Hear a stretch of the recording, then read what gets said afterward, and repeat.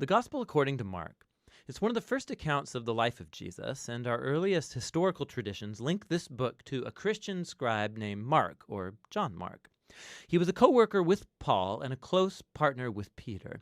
And in fact, an ancient church historian named Papias, he recalls that Mark had collected all of the eyewitness accounts and memories of Peter and then shaped them into this account. But Mark didn't just randomly throw the pieces together. He's carefully designed this story of Jesus. In the first line of the book, Mark makes this claim about Jesus. It's the beginning of the good news about Jesus, the Messiah, the Son of God. Now, what's interesting is that this is the only time Mark is going to tell you what he thinks. For the rest of the book, he's going to influence you by simply putting Jesus' actions and words in front of you and showing you how other people react to him. Now, Mark's designed the story of Jesus as a drama with 3 acts. The first one set in Galilee, the third one is set in Jerusalem, and the second act shows Jesus on the way from one place to the other. And each of the acts focuses on a repeated theme. So in Act 1, everybody's blown away by Jesus, and they're wondering, who is this Jesus? In Act 2, it's the disciples who are struggling to understand what it means for Jesus to be the Messiah. And then in Act 3, we watch the surprising paradox of how Jesus becomes the Messianic King. Let's just dive in and you'll see how it unfolds. After the opening line, Mark begins with a quotation from the ancient prophets Isaiah and Malachi, who said that God would send a messenger to Israel to prepare them for when God would show up himself to rescue his people and become their king. And Mark introduces John the Baptist as that messenger, and then right when you expect God to show up personally, Mark introduces Jesus. And as he comes onto the scene, the heavens open, God's Spirit descends on Jesus, and God says, "You are my beloved Son." After this, Mark places in front of us a summary of Jesus' core message. He went about Galilee announcing the good news that God's kingdom has come near. Jesus is carrying forward the story from the Old Testament scriptures about God's rescue operation for his world. Through Jesus, God is restoring his reign over the world by confronting and defeating evil and its hold on people's lives, and then by inviting them to live under his reign by following Jesus. From here, Mark's given us a big block of stories showing us Jesus' power as he brings God's kingdom. He goes about healing people whose bodies are sick or broken or under the oppression of dark spiritual powers. And Jesus even does something that for Jewish people only God has the right to do. He forgives people's sins. And Jesus' actions here produce lots of different responses. So some people follow him and become his disciples. Other people don't know what to think, and still others reject him completely, especially Israel's leaders who accuse him of blaspheming God and being empowered by evil. But Jesus isn't surprised by these responses. In fact, he draws attention to it.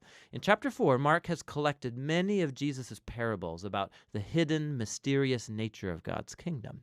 And Jesus says that his message is like seed falling on different types of soil. Some are receptive, some are not. Or it's like a mustard seed that's very tiny. It seems insignificant, but then it grows huge and surprises everyone. Jesus' point is that he really is the Messiah, bringing God's kingdom, but it doesn't look like what anybody expected. And this growing confusion about Jesus among the crowds is connected to a key idea Mark emphasizes at the end of Act 1, that even among Jesus' disciples there's confusion. Even they are struggling to grasp who Jesus really is, and that brings us to Act 2. It begins with a crucial conversation. Jesus takes the disciples aside and he asks, "Who do you all say that I am?" And Peter speaks up saying, "You're the Messiah." But it becomes clear that for Peter, this means that Jesus is a victorious military king from the line of David who will rescue Israel from the Romans. But for Jesus to be the Messiah means that he's the suffering servant king of Isaiah 53, who will bring God's rule by giving up his life in Jerusalem. And the disciples, they don't get it. They think following King Jesus is going to mean fame and status and importance, and Jesus makes it clear that following him is actually like dying, like carrying your own cross. It means rejecting violence and pride and selfishness and giving one's life out for others in acts of service and love. He has the same conversation with them 2 more times, and it all culminates in Jesus' important statement that the Son of Man did not come to be served, but to become a servant and give his life as a ransom for many. The disciples still don't get it. They respond in confusion and fear. And so here in Act 2, Mark has placed another key story that echoes the book's introduction. Jesus takes 3 of his disciples up to a mountain, and he's suddenly transformed. He's radiating with light and glory, and a cloud envelops them. Now, this is just like the glory of the God of Israel that showed up long ago on Mount Sinai. And then the 2 prophets who stood in God's presence on Mount Sinai, Moses and Elijah, they appear next to Jesus as God announces again, "This is my beloved Son." Now, by placing this story in the middle of all these conversations in Act 2, Mark is making an astounding claim that Jesus, God's Son, is the physical embodiment of God's own glory. And in Jesus, the glorious God of Israel is going to become king by suffering and dying for the sins of his own people. It's a puzzling claim that confuses and scares the disciples as they leave the mountain. Which brings us to Act 3. Jesus makes a very public royal entry into Jerusalem for Passover. People are hailing him as the Messiah. Then he enters into the temple courtyard and he asserts his royal authority by running out the thieves and crooks and stopping the sacrificial system. Then this kicks off a whole week of Jesus debating and confronting the leaders of Israel, condemning their hypocrisy, and so they set in motion a plan to have him killed. And Jesus warns his disciples, predicting that Jerusalem and its temple will be destroyed within a generation, and his disciples will be persecuted just like him, until he returns one day to bring God's kingdom fully over the world. And it all leads up to the final night. Jesus has his last Passover meal with the disciples, a symbolic meal that told the story of Israel's liberation from slavery through the death of the Passover lamb.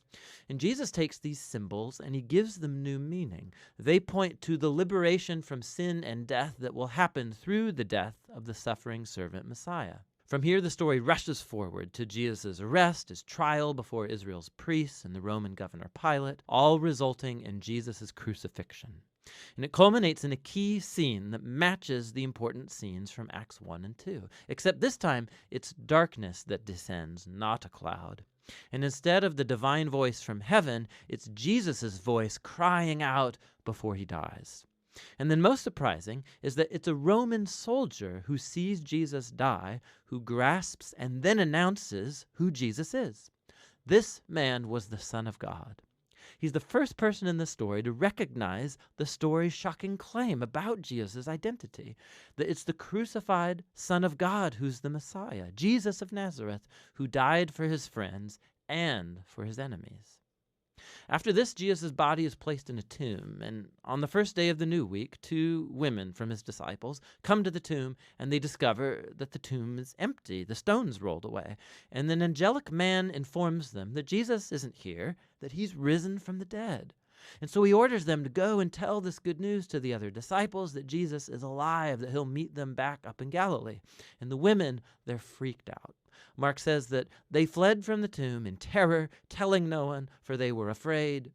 And that's how the book ends, with Jesus' disciples showing the same kind of fear and confusion that concluded Acts 2 and 1. Now, if you look in your Bible, you'll see that the Gospel of Mark has more to its ending, where Jesus appears, he speaks to his disciples, but there's also a note there telling you that that ending is not part of the original book, that it's only found in later, less reliable manuscripts. Now, it's possible that the original ending got lost, or that Mark actually never finished writing his account, but it's more likely that this abrupt ending is intentional to make a point. The entire story has focused on the shocking claim that puzzled Jesus' disciples from beginning to end, that it's the suffering, crucified, and risen Jesus who's the Messiah, the Son of God. That God's love and upside-down kingdom were revealed as Jesus died for the sins of the world. And so this story ends without closure, and it forces you, the reader, to grapple with this very strange and scandalous claim about Jesus. And are you going to run away like the disciples? Or are you going to recognize Jesus as your king and go and tell the good news? And only you can answer that question. And that's what the Gospel of Mark is all about.